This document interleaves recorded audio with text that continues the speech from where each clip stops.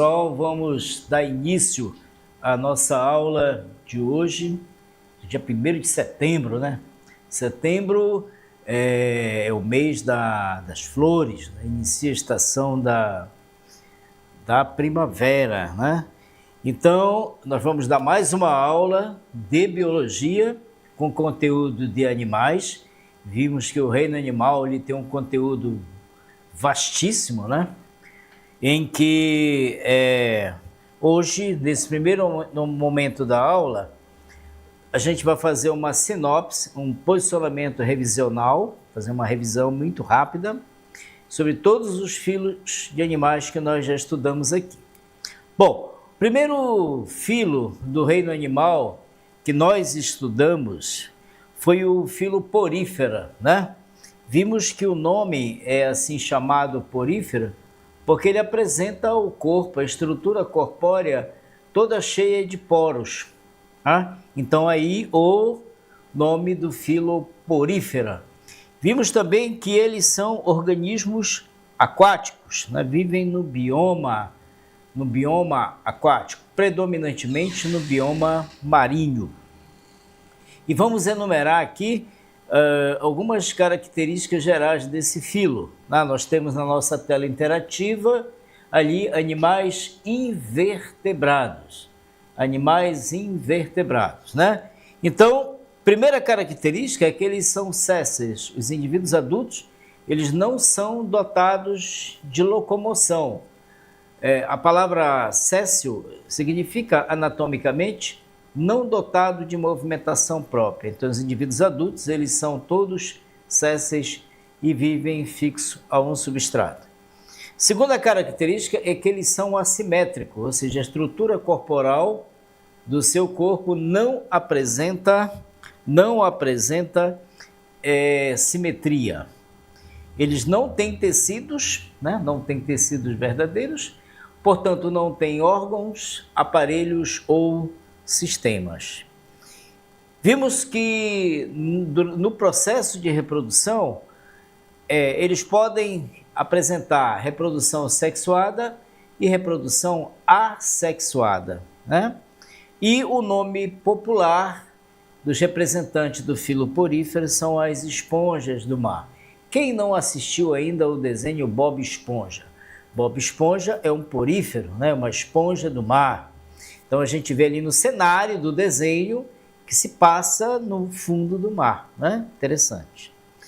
Um outro grupo que nós também estudamos foram os quinidários, nomes difíceis, né, de serem guardados, porífera, quinidário. O filo quinidário, a etimologia, a origem da palavra, todas as categorias taxonômicas, quando elas foram nomeadas, quando elas foram propostas para a sociedade científica, os nomes eram escritos em grego, né? Então, por exemplo, o quinidário lembra os quinidócidos, que são células urticantes, né, responsáveis pela produção de substâncias que causam queimadura na pele. Aí a gente tem um exemplo clássico da água-viva, né? Todo mundo conhece a água-viva, já ouviu falar. Talvez nem todas as pessoas já tenham visto pessoalmente, mas já deve ter assistido algum documentário, alguma reportagem nos jornais de circulação nacional, já deve ter visto aí falar das águas-vivas. Então, água-viva pertencem ao filo quinidário, né?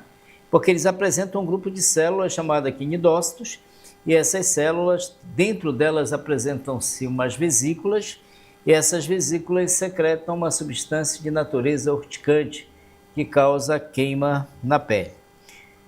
Então, aí, elas se apresentam-se de duas formas, nós vimos isso na aula passada, a forma de pólipo, que é uma forma séssil, né? Os indivíduos adultos eles se fixam a um substrato, e eles passam a vida adulta toda dessa forma, sem dotação própria de movimentação, portanto, o indivíduo séssil.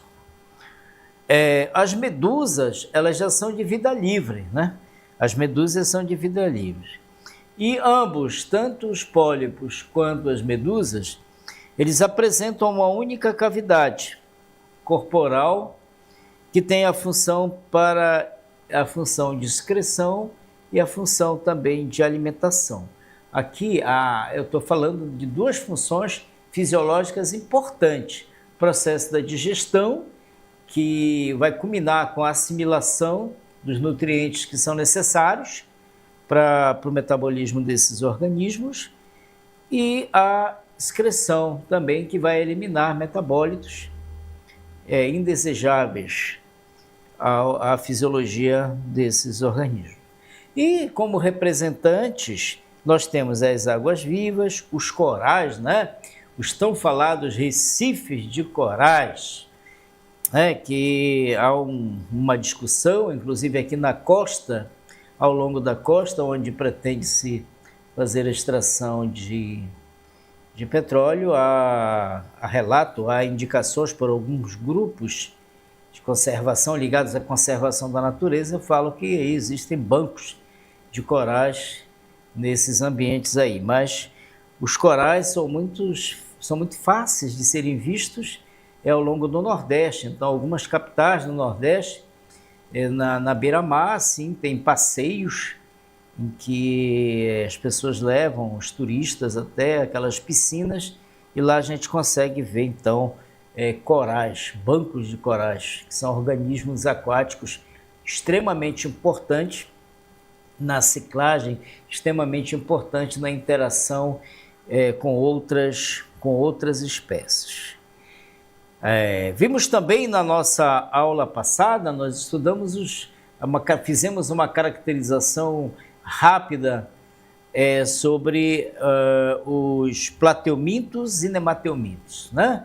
Então, o filoplateuminto, o nome já vem de plat, achatado, então verme achatado, verme de corpo achatado, que vai apresentar simetria bilateral, e grande parte das espécies são parasitos, podem parasitar outros animais, e nós temos como exemplo assim conhecidos de animais pertencentes ao plateuminto, as planárias, que são de vida livre, e as tênias, né? Tênia sólida, tênia saginata, a facíola hepática, que são vermes extremamente importantes no âmbito tanto da parasitologia animal, de interesse veterinário, quanto da parasitologia humana,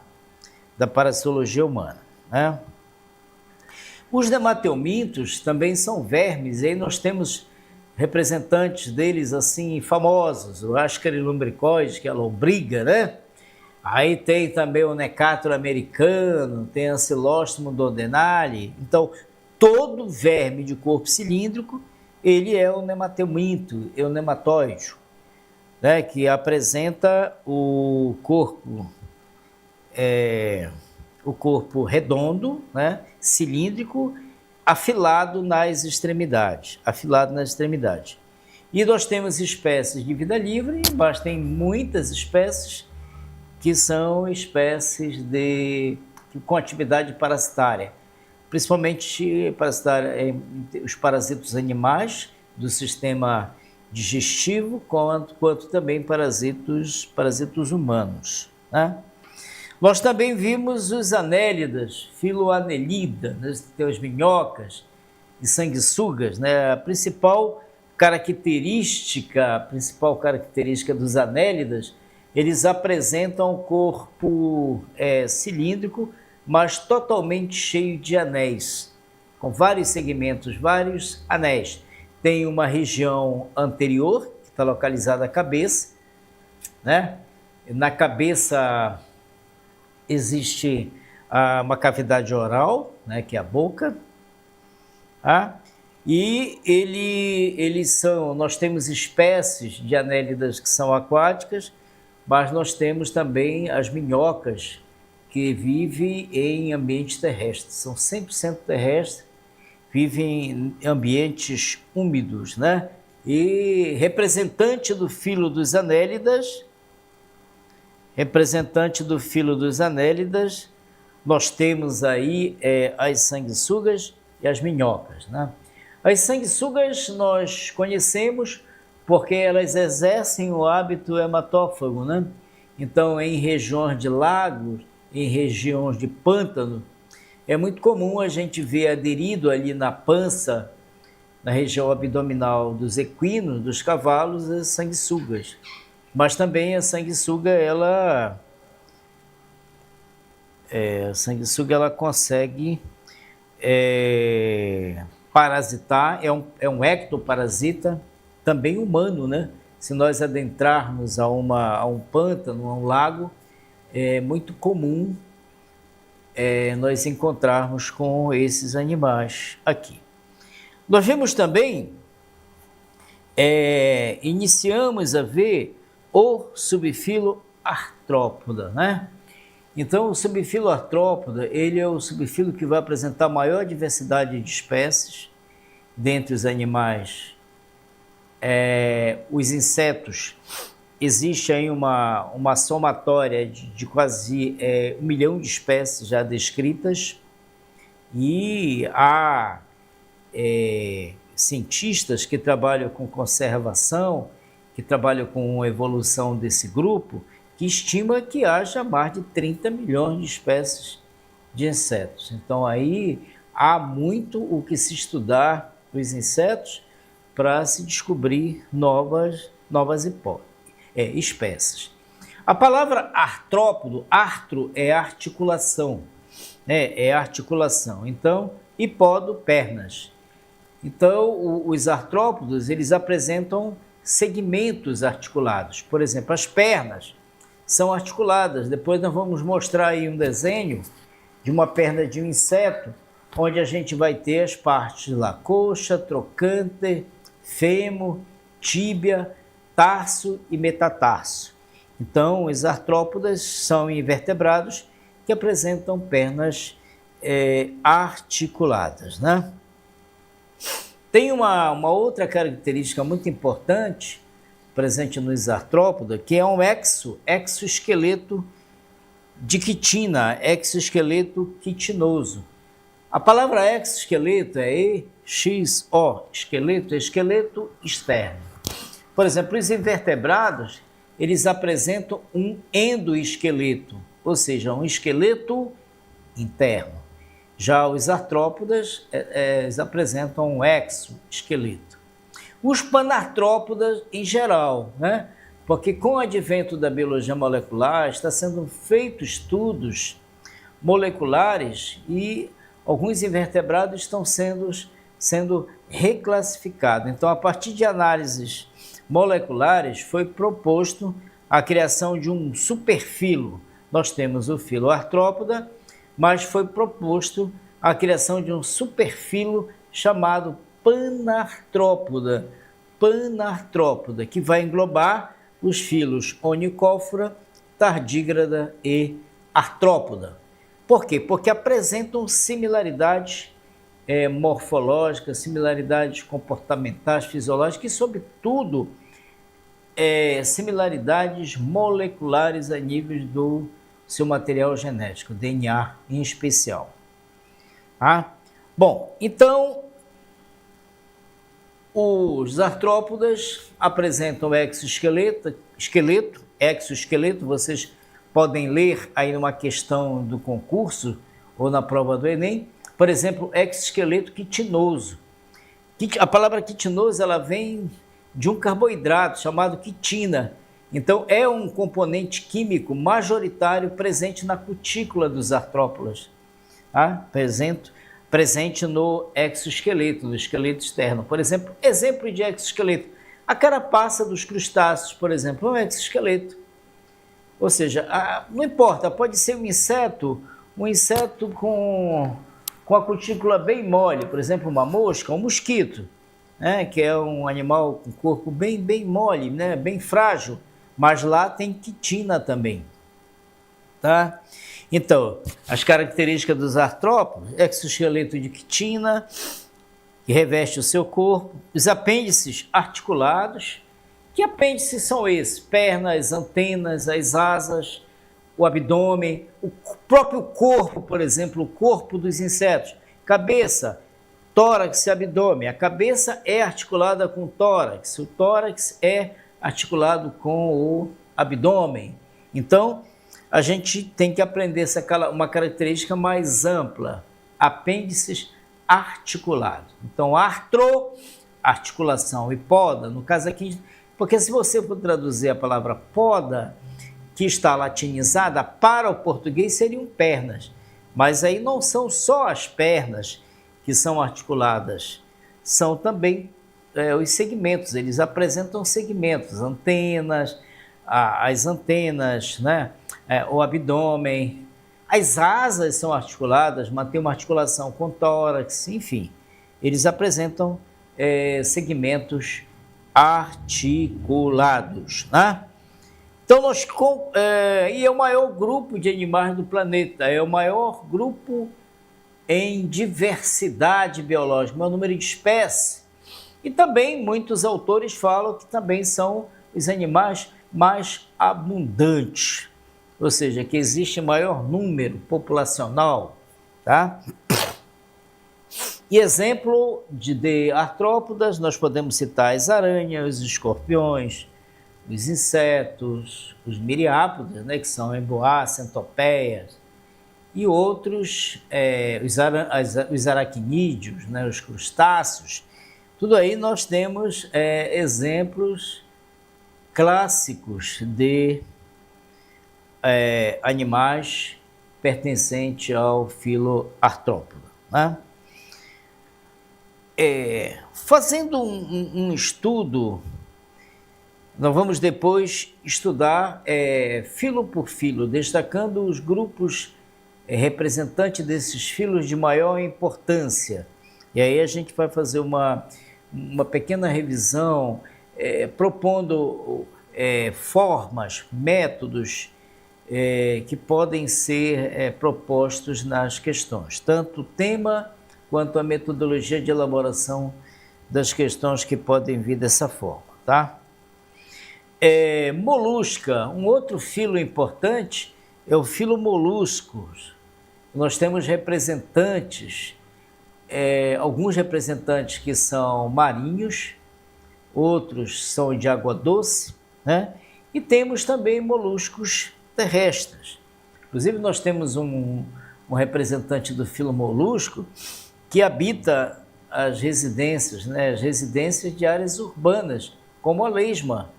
Então, os quintais que são quintais úmidos, onde tem terra, frequentemente a gente encontra as lesmas, que são representantes do filo molusca. Aí tem os caracóis, né? Tem muitos grupos que pertencem ao filo molusca.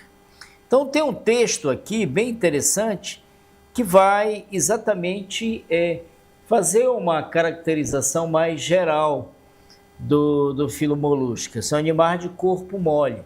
Aí vocês poderiam dizer, mas a carapaça do gigante africano, por exemplo, aquele molusco chamado o molusco gigante africano, o caracol gigante africano, ele tem aquela carapaça, mas o corpo dele, internamente, abaixo da carapaça, ele apresenta o corpo mole, não segmentado, né? E aí a gente pode citar caramujo, lesmas, ostras, polvos e lulas, né?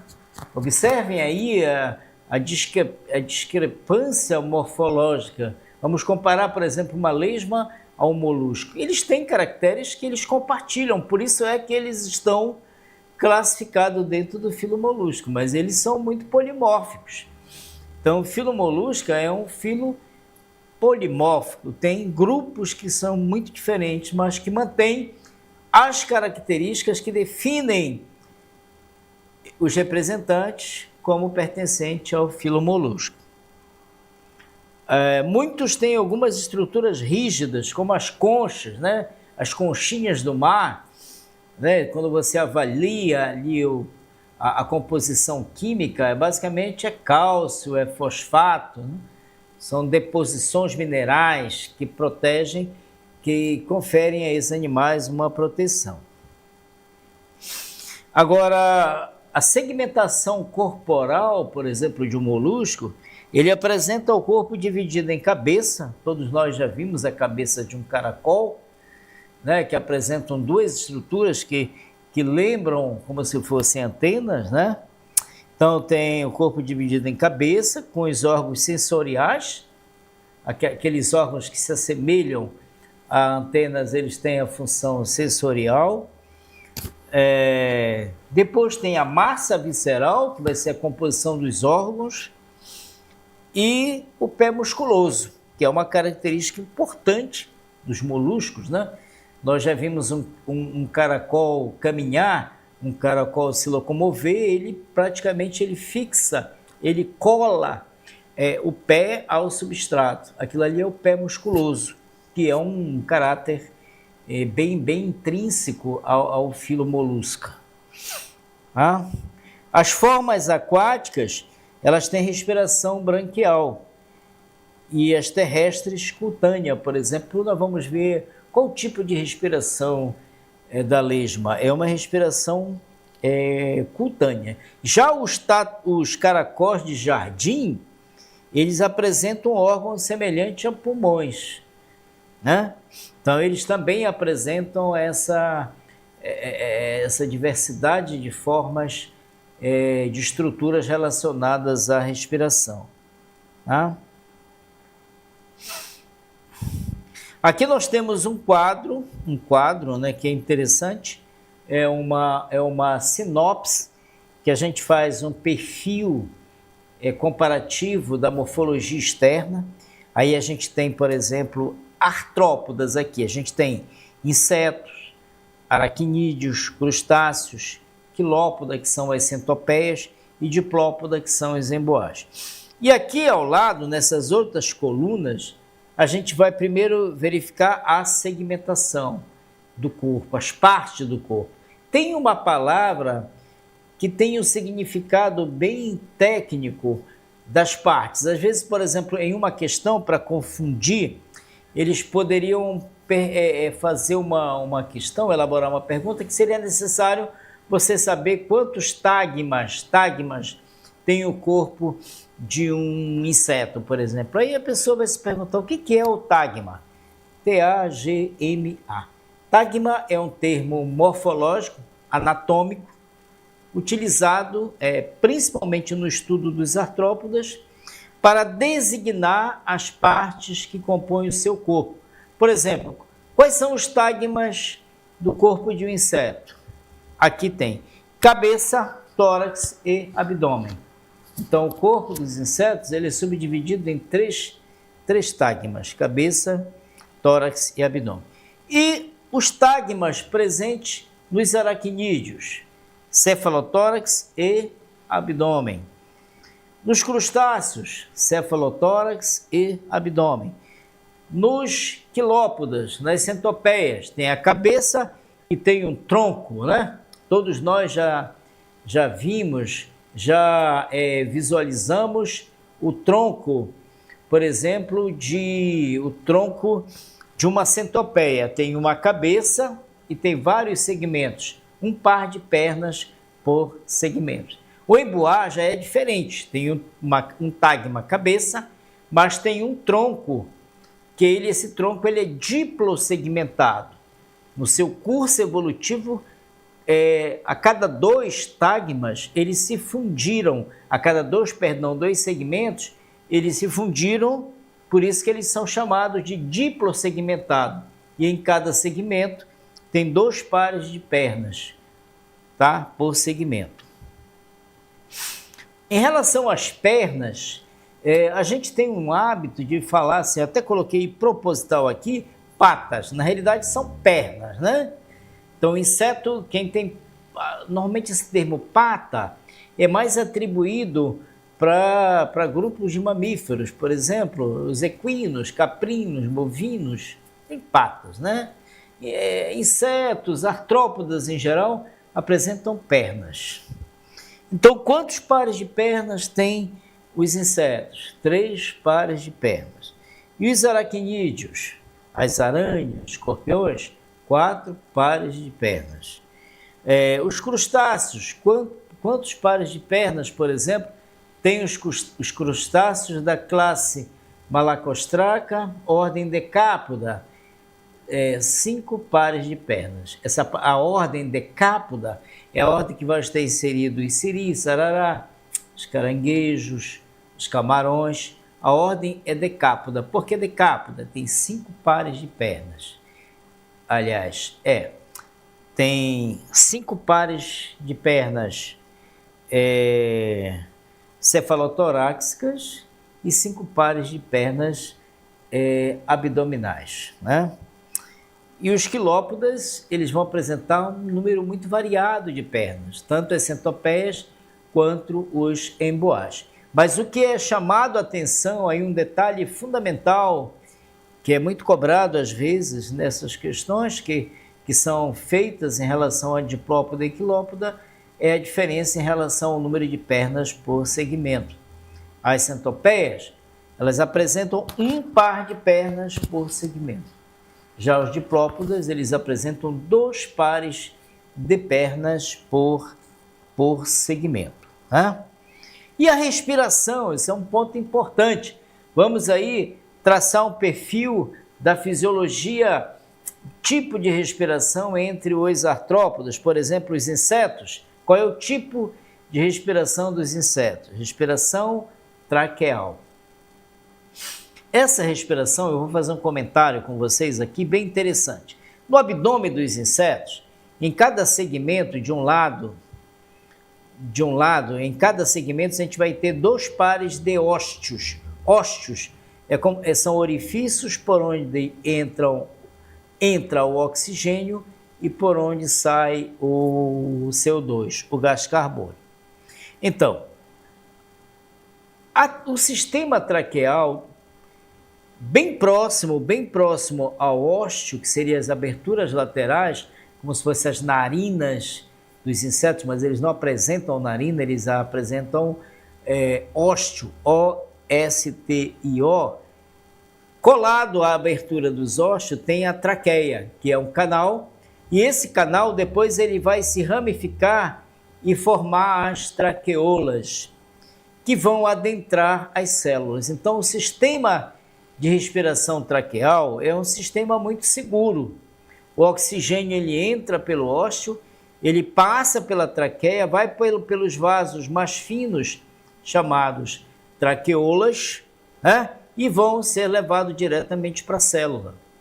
E essas mesmas traqueolas e traqueia trazem o gás carbônico. Então, a respiração traqueal, ela está presente nos insetos, ela está presente em alguns grupos de aranha. As aranhas, elas são bem ecléticas em relação ao tipo de respiração. Tem aranhas que têm pulmão, são as aranhas pulmonadas, que fazem tanto respiração traqueal quanto respiração pulmonar. Claro, pulmão não tem a dinâmica estrutural que nem os pulmões dos vertebrados. É um pulmão mais simples, né? Mas que tem um princípio fisiológico similar, há um certo grau de similaridade e que induziu os estudiosos da área de fisiologia e anatomia de alguns dos artrópodes a caracterizar esse pulmão como pulmonar.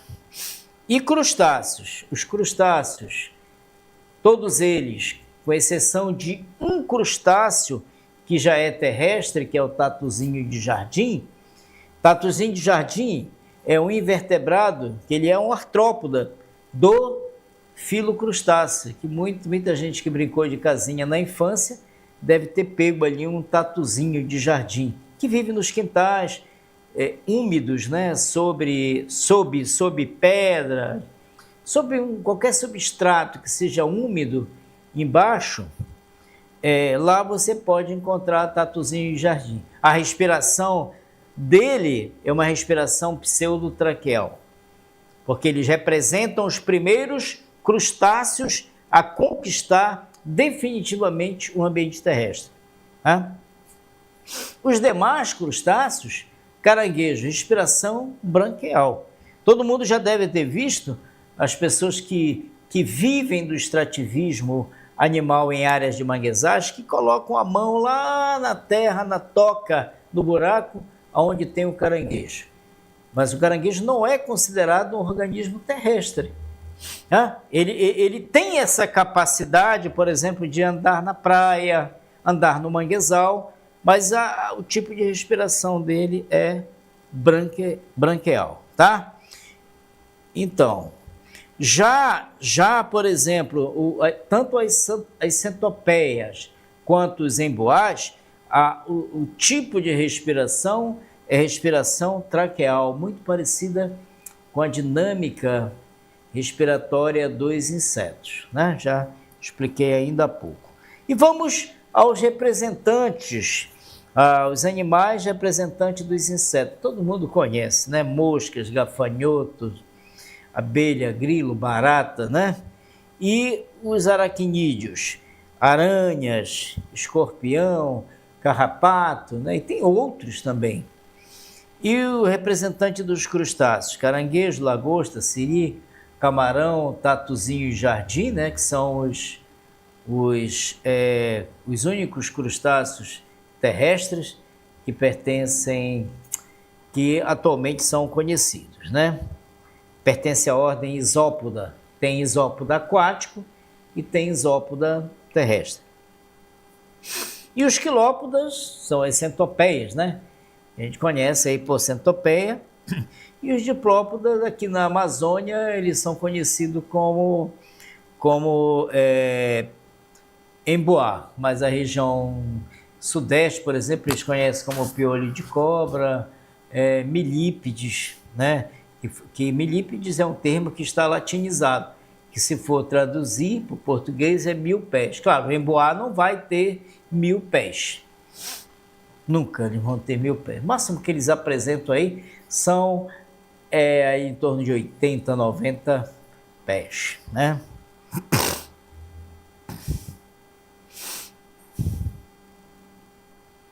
Bom, agora eu queria aumentar aqui para a gente exatamente fazer uma panorâmica geral, porque agora nós vamos iniciar o estudo dos vertebrados. Então hoje a gente conclui o estudo dos invertebrados, né? E nós vamos então iniciar o estudo dos vertebrados. Então aqui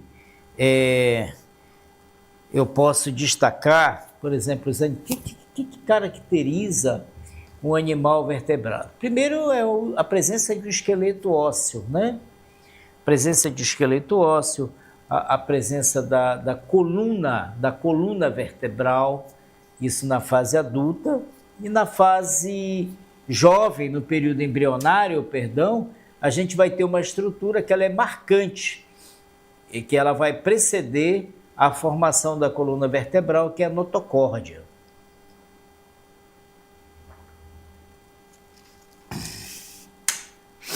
Então, nesse quadro aqui, nós vamos começar, eu vou apenas mostrar para vocês quais são, todo mundo sabe disso, né? A gente vai apenas organizar, a gente vai sistematizar o conhecimento, que é um conhecimento sem fundamentação científica, que às vezes a gente sabe, por exemplo, o que é uma ave, vou perguntar para vocês. Quais são os representantes da classe dos animais vertebrados aves? Aí vocês poderiam dizer galinha, pombo, ema, né? Os pássaros. São os pássaros.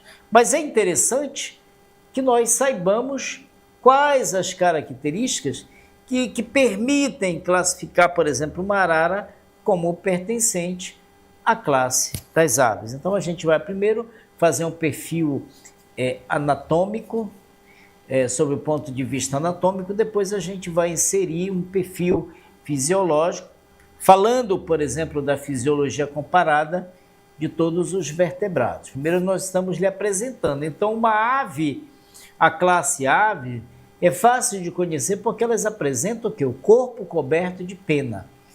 Daí talvez seja a característica mais importante da classe das aves, corpo coberto de penas. Todas as aves elas são bípedes, né? Elas apresentam duas pernas. Tem um animal que ele é metade mamífero e a metade ave, que é o ornitorrinco, né? Mas na realidade, fazendo um diagnóstico bem minucioso, bem detalhado, o ornitorrinco, ele se reproduz através de ovos, né? Ele é ovíparo, ele tem um bico de aves, ele tem as pernas de aves, então é uma exceção, é um grupo intermediário que só talvez uma análise filogenética bem detalhada vai permitir classificá-lo em uma determinada classe. Então, primeiro ali que a gente tem no nosso quadro interativo, vou baixar um pouco ali para que todo mundo consiga ver, tá? Ali nós temos a primeira classe, a classe dos peixes. Peixes, né, eles são 100% aquáticos. Tem peixes que conseguem, que toleram a ausência de água, que são o grupo dos pulmonados, mas 99,9% deles tem respiração branquial e vivem em ambientes aquáticos, né? São aquáticos. E tem um aspecto importante que a gente também vai comentar, vai conversar daqui a pouco com vocês, é que existem duas subclasses da classe peixes. A classe peixe também é chamada classe Pisces, P-I-S-C-E-S, classe Pisces. E existem duas subclasses, a classe Chondrictei, que vai albergar os peixes de esqueleto cartilaginoso, exemplo, tubarão, raia, né? São exemplos clássicos de peixes da subclasse Chondrictei. E tem a subclasse Osteictes, que são os peixes de esqueleto ósseo, boca frontal, né? Tem escamas bem lisas, né? Já os condrictes, que são os peixes que apresentam o esqueleto cartilaginoso, no caso do tubarão, da raia, do cação, peixes do mar, né? Nós temos também raia de água doce.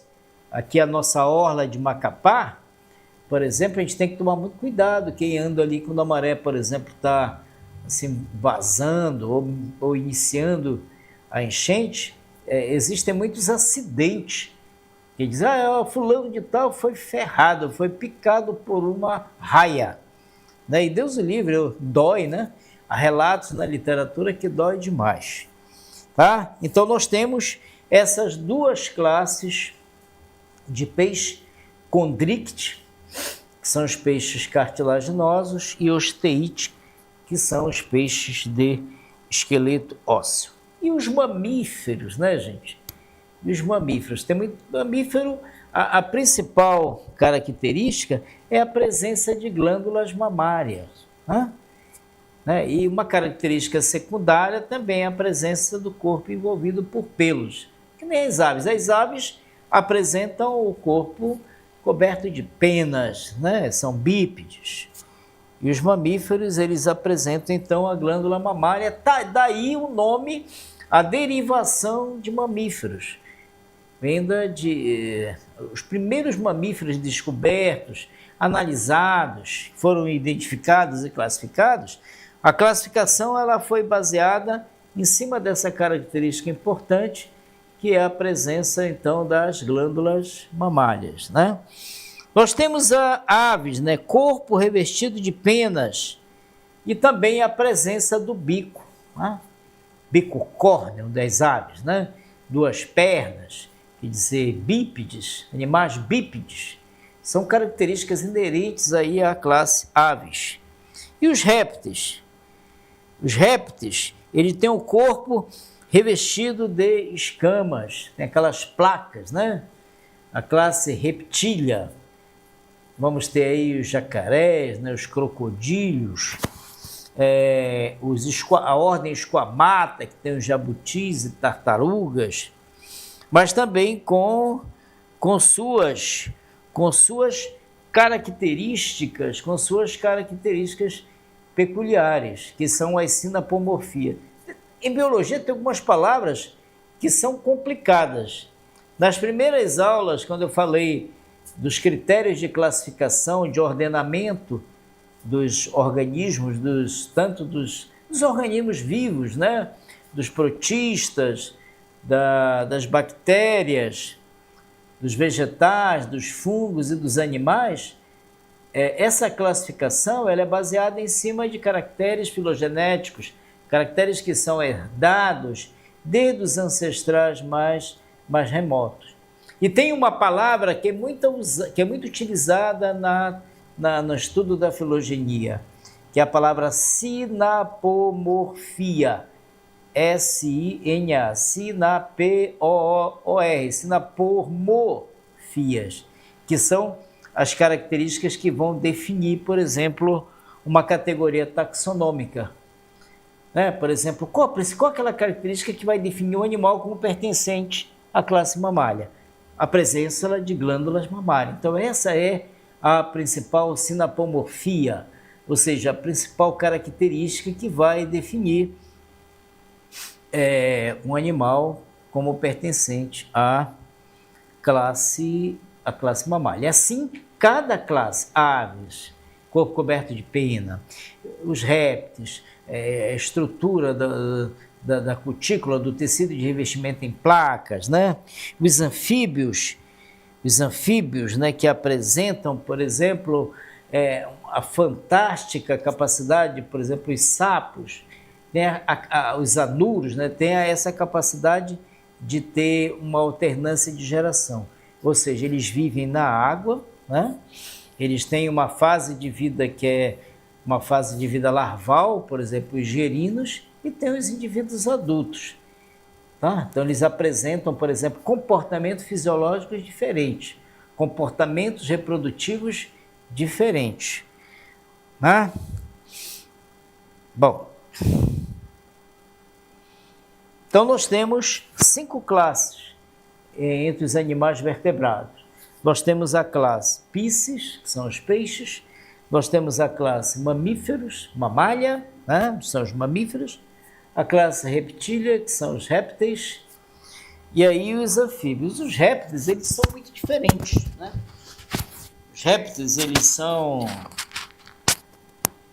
diferentes porque nós temos, por exemplo, répteis aquáticos, as tartarugas, né? As tartarugas marinhas, que vivem predominantemente no mar. Elas vivem predominantemente no mar. Elas vêm momentaneamente à superfície, inalar moléculas de oxigênio. Elas vêm momentaneamente à superfície, fazer respiração, e também elas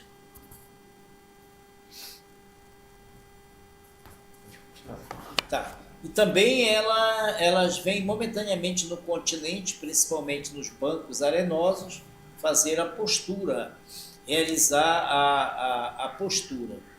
Mas ela tem toda a sua dinâmica de interação ecológica no mar, né? No mar.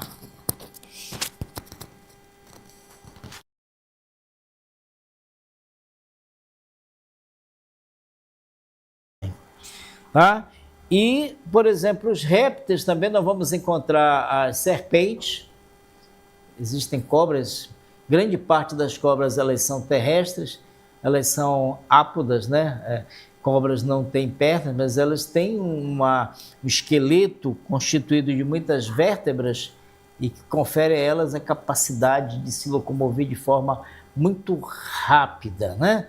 Então, mais de 98% das cobras se locomovem extremamente rápido. Tem cobras que também ocupam um outro ambiente, um ambiente aquático, mas elas são terrestres. Momentaneamente você pode encontrar, por exemplo, uma sucuri no lago, andando ali na superfície do lago, como você pode encontrar também em pântanos, em canais de pântanos de lago, onde tem uma maior profundidade, você pode também encontrar esses animais. E os anfíbios, eles têm uma exigência relacionada à respiração, né? A respiração dos anfíbios, de grande parte dos anfíbios, é a respiração cutânea. Então, eles são bem exigentes em relação à qualidade, ao tipo de ambiente. Eles são exigentes em relação a ambientes úmidos, né? E, por exemplo, a ordem Anura, que são os sapos, rãs e perereca, eles, parte da vida deles na água e parte no ambiente terrestre. E agora eu falei para vocês sobre notocórdia. Notocórdia é uma estrutura precursora da coluna vertebral. A coluna vertebral é uma estrutura que ela vai permitir classificar os animais como animal vertebrado, né? Tem os animais que pertencem aos cordados, que são os tunicatos. O tunicato ele já é classificado como um vertebrado inferior porque ele apresenta notocórdia, né? Você vai olhar a estrutura, por exemplo, a estrutura corporal deles, no momento do desenvolvimento embrionário, lá você vê a presença da notocórdia. E dessa notocórdia, por exemplo, que também está presente nas 5 classes dos animais vertebrados, em todas essas classes que tem coluna vertebral, né, os indivíduos adultos apresentam coluna vertebral, eles apresentam no momento da embriologia, do desenvolvimento embrionário, eles apresentam a notocorda, né? Então a notocorda é um termo que a gente tem que ter bastante cuidado, que é uma estrutura que você observa, por exemplo, nos grandes mamíferos, você vai observar na fase embrionária. Nos tunicatos, que são cordados inferiores, a gente vai observar eles na fase adulta também. Então, tá? Então, a notocorda é um bastão firme, flexível, que se forma imediatamente abaixo do tubo neural, do tubo nervoso, né? A função é sustentar o embrião, né, o corpo do embrião em desenvolvimento. E na maioria das espécies, ela só é visível no desenvolvimento embrionário. Então, por exemplo, em peixes, em aves, em répteis, mamíferos e anfíbios, que são os cordados superiores, você só observa, ela só está presente na fase embrionária, né? Então, vamos fazer aqui também, vamos maximizar, nós vamos ampliar um pouco a apresentação dos vertebrados. Então, os animais vertebrados são os animais que possuem medula espinhal, né? A coluna vertebral, formada por osso ou cartilagem. Ainda há pouco eu falei para vocês que os peixes pertencem à classe Piscis, mas existem 2 subclasses de peixe, que é a subclasse dos condrictes, que são os peixes de esqueleto cartilaginoso, e os teítes, que são os peixes de esqueleto ósseo, né? Mas então, os animais vertebrados são os animais que possuem medula espinhal e coluna vertebral, formada por ossos ou cartilaginoso. Vão apresentar um endoesqueleto. Então, por exemplo, nos artrópoda é um exoesqueleto. A carapaça dos artrópoda, por exemplo, do caranguejo, ali aquela casca resistente do caranguejo, é um exoesqueleto, um esqueleto externo, externo. Já os vertebrados, todos os vertebrados, o esqueleto vai ser o esqueleto interno. E aqui nós temos, por exemplo, as classes, classe répteis, né? Então vamos fazer um perfil rápido, anatofisiológico muito rápido de cada classe. Por exemplo, os répteis eles são prevalentemente ovíparos, né? Tem espécies que são vivíparas, mas em número mais reduzido. No geral, os répteis eles são ovíparos, né?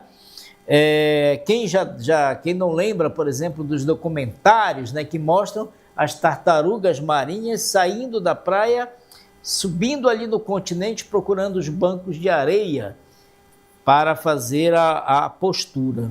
Então, grande parte dos répteis, eles são de fecundação interna e são ovíparos, né? Tem a pele com escamas, isso é muito importante, tecido epitelial, a pele tem escamas, essas escamas são característica, que é uma característica anatômica peculiar, intrínseca à classe dos répteis. Respiração pulmonar, alimentação, a maioria é carnívora, né? A maioria dos répteis é carnívora.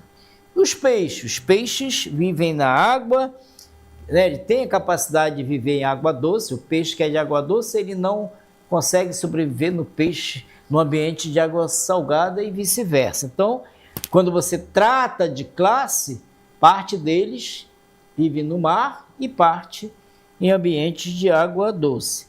Tem a pele coberta de escamas e a respiração ela é prevalentemente branquial. Tá? Branquial. As aves, como nós já falamos, só para fazer uma recapitulação, para fixar melhor o conteúdo, elas apresentam um corpo recoberto de penas, né? A maioria pode voar, existem as aves, inclusive as aves migratórias, né? Que vêm da África para a América do Sul, da América do Sul para a América do Norte, tem aves que vêm da Europa para cá. Então tem aves que têm essa capacidade de voar, de fazer um deslocamento, voam em centenas de quilômetros, né? E tem aves que não, por exemplo, a ema, a avestruz, não tem a capacidade do voo, mas em compensação correm absurdamente, né? Então as aves possuem bico, elas têm asas, as que apresentam asas, e as aves elas são ovíparas, né? Então, quem aí não aprecia, por exemplo, comer um ovinho, né? Ovinho estalado aí com feijãozinho é bom demais, com arrozinho branco, né? Então, as aves, elas são ovíparas.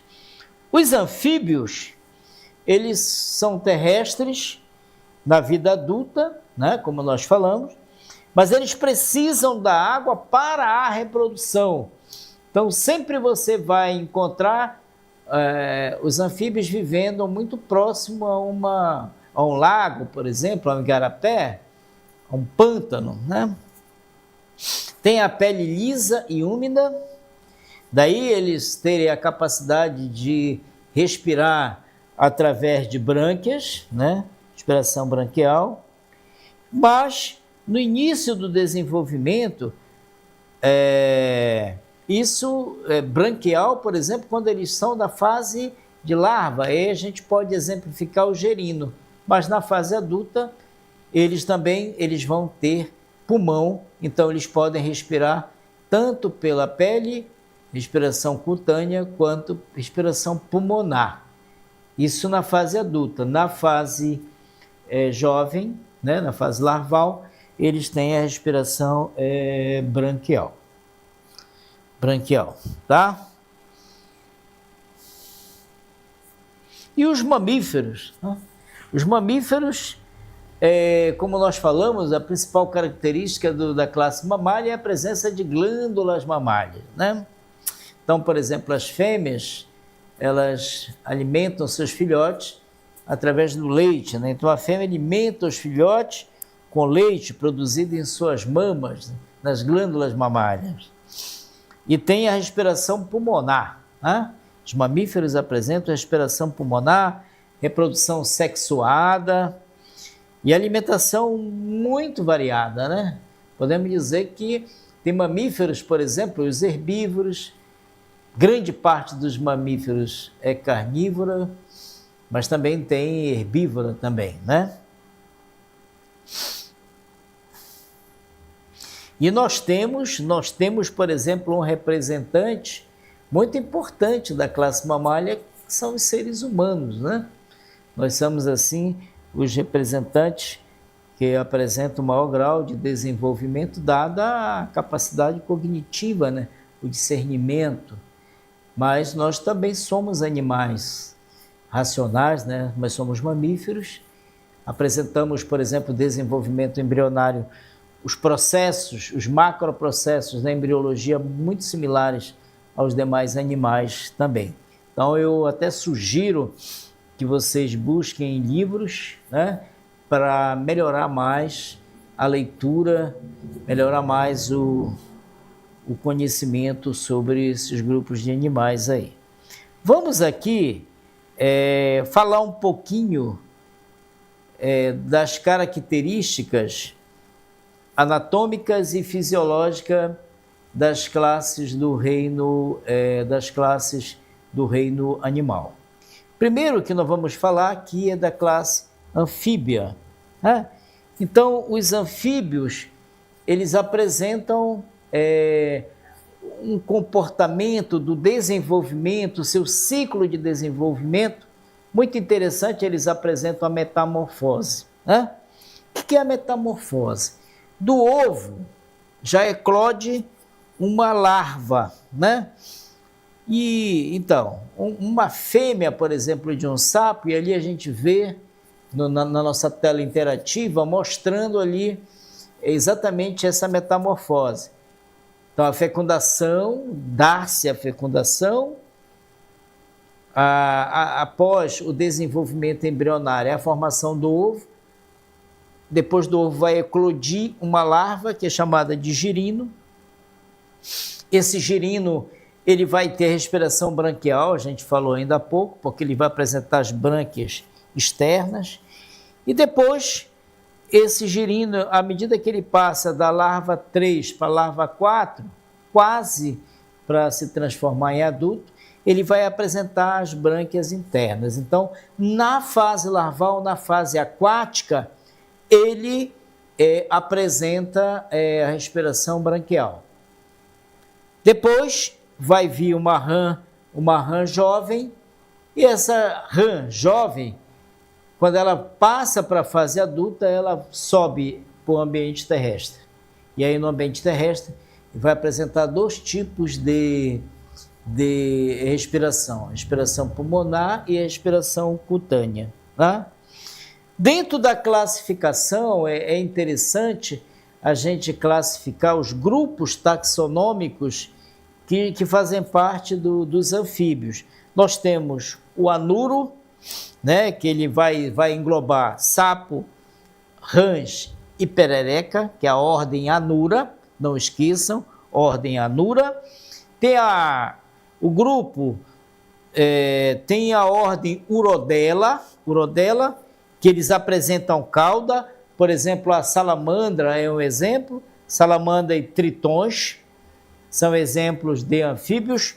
A salamandra lembra muito um lagarto, né?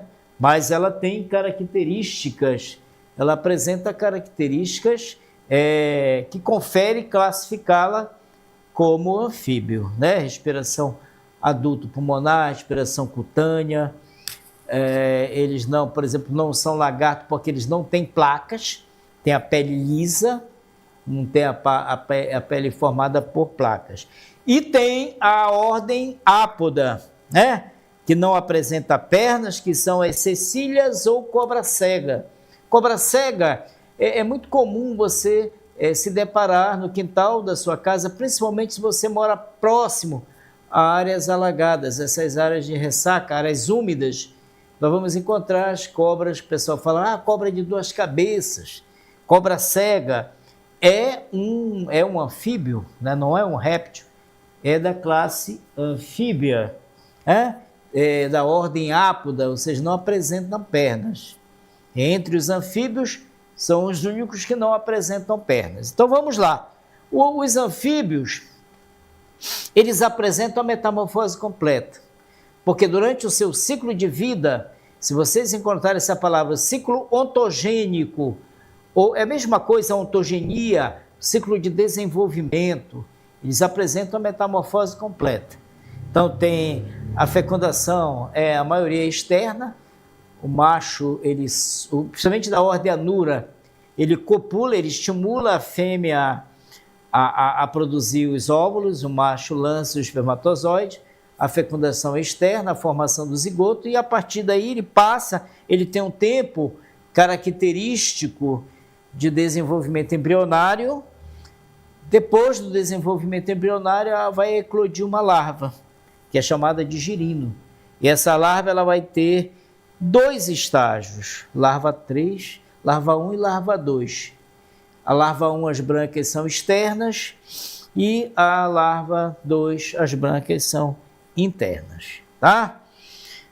E aí, a classificação, outra coisa importante, é a gente ter essas informações que a gente seleciona para contextualizar com vocês aqui, elas são importantes saber, porque elas são ferramentas que vão ajudar vocês na resolução, na interpretação das questões. Hoje, por exemplo, você vê uma questão muito grande, tanto do Enem quanto de concurso, ele é uma questão que tem vários temas contextualizados na mesma questão, que vai exigir que você saiba conceitos de classificação, que você consiga conceitos de bioecologia, de importância, de fisiologia, enfim, até mesmo de genética desses grupos.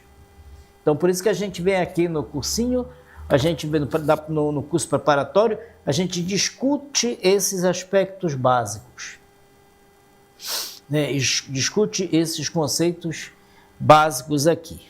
Então, vamos aqui para baixo.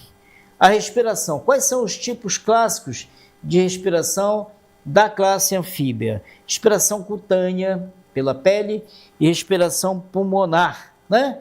Que são momentos, são tipos de respiração peculiar aos indivíduos adultos, né?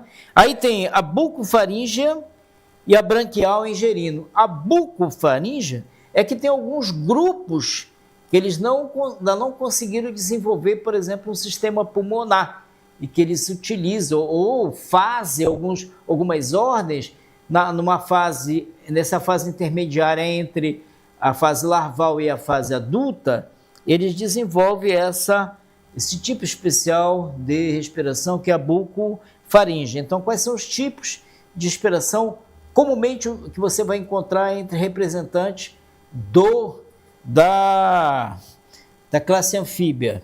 Cutânea e pulmonar. Isso aí é mais comum nos indivíduos adultos. Sapo, rã, perereca, salamandras, né? E a bucofaríngea, que é aquela que eu falei, ainda indivíduo adulto, de algum grupo adulto não bem desenvolvido, ou nessa fase intermediária entre o girino e a fase adulta. E as características, né? Alguns possuem vida dupla, que é a vida aquática e a vida terrestre.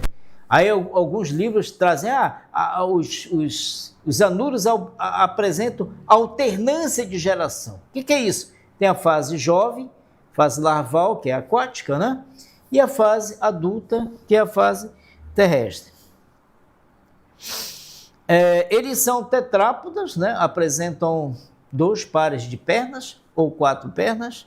Os que apresentam perna, por exemplo, tem uma ordem, que são as cecílias e cobras cegas, eles são ápodas, não apresentam pernas. Mas a maioria dos anfíbios são tetrápodas. Eles são ectodérmicos, né? Em relação à temperatura, eles sofrem muita influência da temperatura do meio. E eles possuem glândulas de veneno. Algumas espécies, inclusive, pessoal, por exemplo, utiliza essas toxinas que estão presentes principalmente nas glândulas de alguns anuros, e há essa discussão, é venenoso, é letal, não é? Então, estuda-se hoje a ciência, em especial no ramo da farmacologia, por exemplo, estuda-se muito a toxicidade do veneno dos anfíbios. A verdade é assim, que eles apresentam glândulas secretoras de veneno, de enzimas, que são venenosas, mas para se livrar do inimigo natural, né? E a reprodução. A reprodução é outro aspecto fisiológico importante para se tratar. Eles são dioicos. O que é esse conceito dioico? São animais de sexo separado. Vamos encontrar indivíduos machos e indivíduos fêmeas. Existe um ritual, que é um comportamento para o acasalamento, né?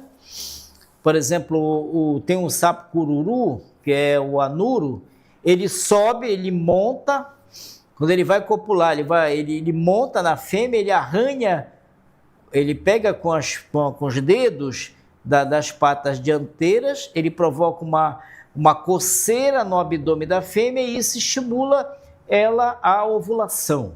Isso é um comportamento, é um ato, né, pré-nupcial, para se consolidar, para estimular, para que a fêmea ela consiga ovular,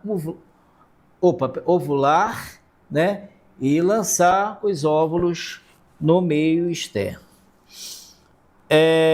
O desenvolvimento ele é indireto, ou seja, do ovo vai eclodir uma larva. E essa larva ela vai passar por estágios, 2 estágios, até atingir a fase adulta. Então, é desenvolvimento indireto. Desenvolvimento indireto é quando do ovo já eclode um indivíduo parecido com o adulto, ele só faz crescer. Então, no caso dos anfíbios, a maioria, o desenvolvimento é indireto. Ovo, larva e adulto. Tá? Beleza? Vamos agora ver os mamíferos, né? Os mamíferos, eles são classificados em 3 ordens. Os prototérios, que são os monotremados. Eu citei um exemplo, que nós temos um exemplo da ordem monotrema. Nós temos os ornitorrincos, que eles são ovíparos, eles apresentam coátula, que é uma estrutura muito similar, que é presente em todas as aves, mas eles são mamíferos. Por quê? Porque eles apresentam a característica principal da classe mamífera, da classe mamália, que é a presença de glândulas mamárias. Né? Então, a classe mamália ela é subdividida em 3 classes. A classe dos prototérios, que são os monotremados. Aí a gente tem como representante clássico os ornitorrincos, né?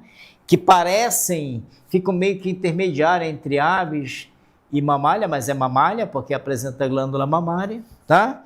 Os metatéricos, que são os marsupiais, né? Aí nós temos exemplo a koala, aliás, o canguru. O canguru é um exemplo clássico de marsupial, mas também nós temos a nossa mucura aqui da região norte. A mucura é um exemplo também de mamífero da ordem marsupial.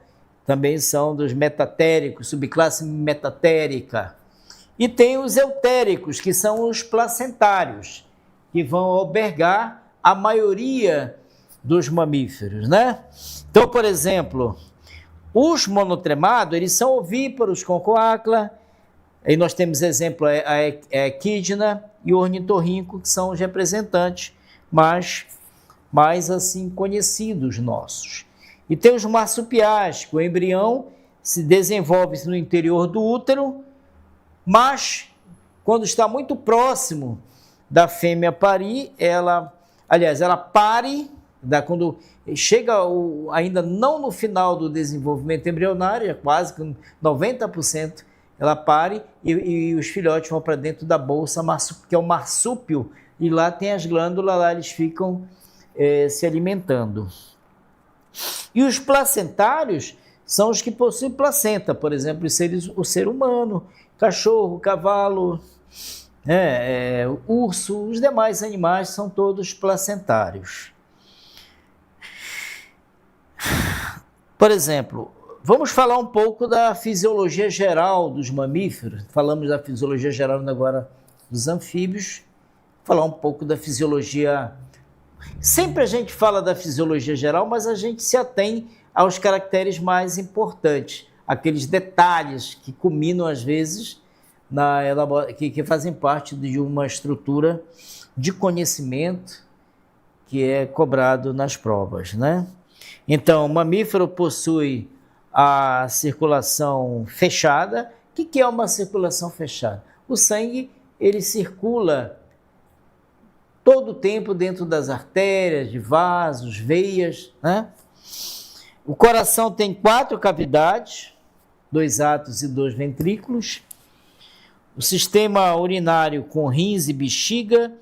Um sistema digestivo completo, né, formado por boca, canal alimentar, reto e ânus.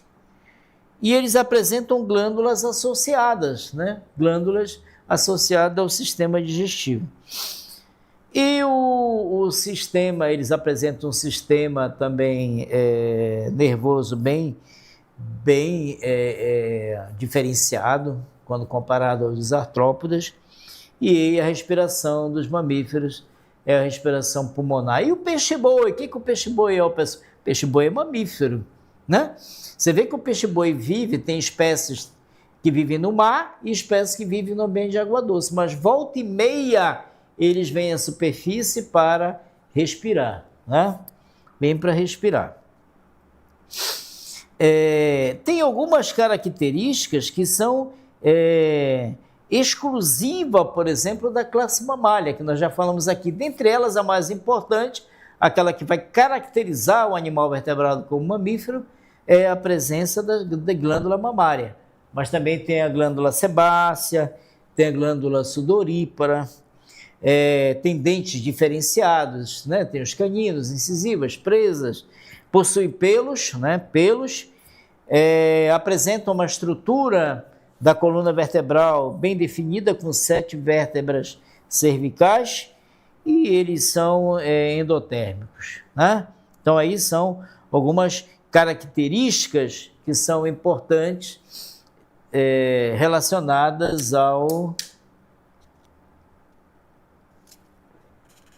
à classe mamália. Tá, gente? Então, ali nós estamos lá em contagem regressiva para o final da nossa aula de hoje. Quero dizer que sempre é um prazer estar aqui com vocês. Envie para cá, o professor, ele é um tutor, né? O professor, ele vem aqui, contextualiza, chama a atenção dos temas que realmente vem sendo cobrado nos últimos processos seletivos, tá? Então, nossa aula de hoje vai parar aqui, na classe mamália. Na próxima aula a gente vai ver aves, e a gente vai ver peixes, né? E a gente vai ver répteis. Vamos estudar isso. Depois a gente vai falar um pouco da circulação comparada, respiração comparada, digestão comparada, que é para a gente fechar com chave de ouro esse conteúdo de vertebrado, e para a gente dar sequência, né? Para a gente vai dar sequência, esse assunto de fisiologia é um assunto complexo. Fisiologia da respiração, a gente não vai tratar da fisiologia da respiração somente humana. Vamos tratar humanas, né? Mas também, sobretudo, comparada, desde como respira um protozoário até como respira um elefante. Tá? Então, tenham todos uma boa tarde, uma boa noite e uma boa sequência de aulas, né? Para que vocês consigam lograr êxito aí nesses concursos que virão. Boa tarde a todos e até na próxima segunda-feira.